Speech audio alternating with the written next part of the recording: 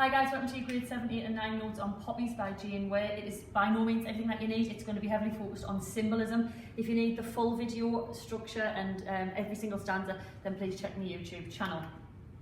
You should obviously start with the title in terms of Poppies. Poppies is massive symbolism really. The obvious thing to say, you will know, is that it represents peace and death and obviously war and commemoration of war. But actually it's also a symbol of sleep. I think we should move away from that because if you look at Greek and Roman myths, poppies were offered to the dead. So again, we've got that idea of remembrance, which links us to the beginning of Armistice Sunday.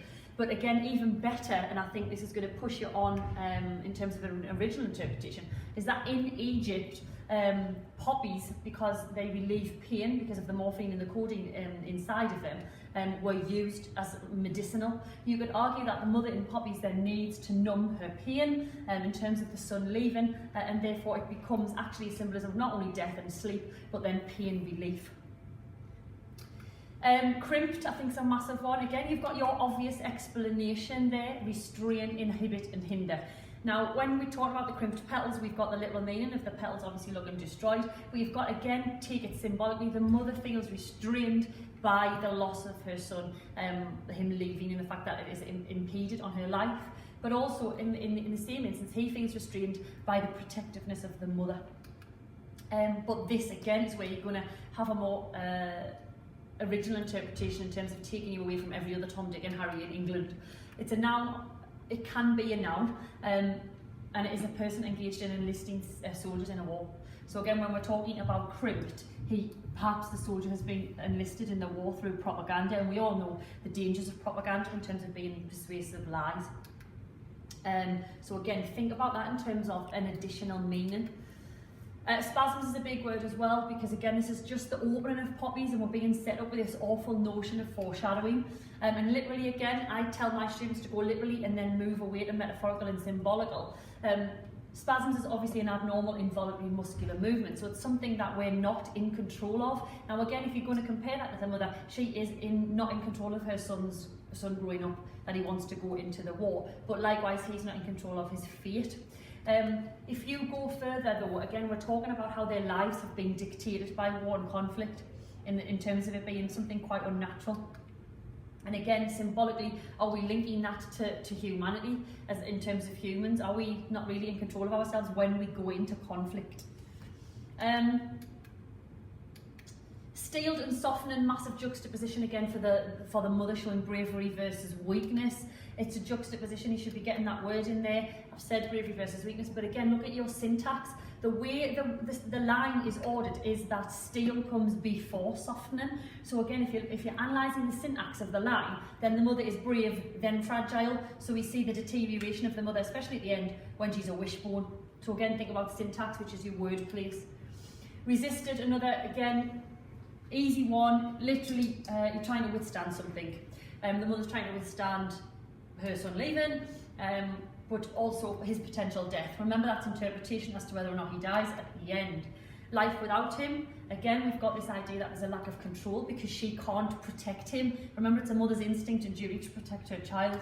And again, that links us back to steel, resistance steel, this idea of I need to be strong. More for resistance, I think there's a tone of regret there that she can't protect him. It's the last chance she's had when he's leaving that door and she sees him leave to protect him. And again, she resists showing him affection. And the awful irony there is, will she even get another chance to show him affection? And it juxtaposes impulse, because impulse again is something more natural. Massive symbolism in pear tree again, guys, if you didn't know, but a pear tree is symbolic of justice, longevity and strength. So we've got the strength that we've just associated with steel, and when she says I was brave, but again, justice. If you're talking about a symbolism in terms of justice, then the mother, when we couple it with the symbol of the dove, is after justice because her son has lost his innocence. Remember, dove, straightforward symbol of peace and innocence, and when you couple that with the pear tree that represents justice, then perhaps the mother feels that something unjust has happened to her. If we then go to reinforcements, which in my experience students miss this word, obviously it's associated with war, but in psychology reinforcements is a procedure with reward or punishment. So if a dog does something right, you reward it. If it does something wrong, you punish it. and that alters your response to something. So if the dog's always being rewarded for something with a biscuit, it'll always do it. If it's going to be punished for something, then the idea is that it won't do it. So when we're talking about reinforcements, the mother perhaps is mentally and emotionally torturing herself because she let him go. Pause that if you need, but again, look, we go more basic to something a little bit more symbolic. Sorry, I said that.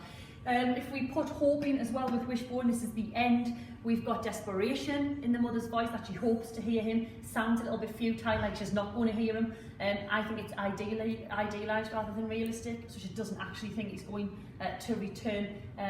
Is he dead? And then when you mix that with playground, we've got innocence, the innocence of a child playing. Also, in terms of your lexical field or your semantic field, depends how your teacher teaches you that, we've got innocence versus the military. So we get words like Eskimo Little in playground, which remind us of this little boy running about who hasn't experienced the world, versus things like blockade, armistice and war, which is the death of innocence and arguably the death of the son in the future. That's all I'm going to say because my other video's got everything on it, but look at individual words and Poppies, look at symbolism, think about the mother and what she's lost and how she can't prevent it. If you need anything else, go on my YouTube channel, and massive good luck in your English literature exam.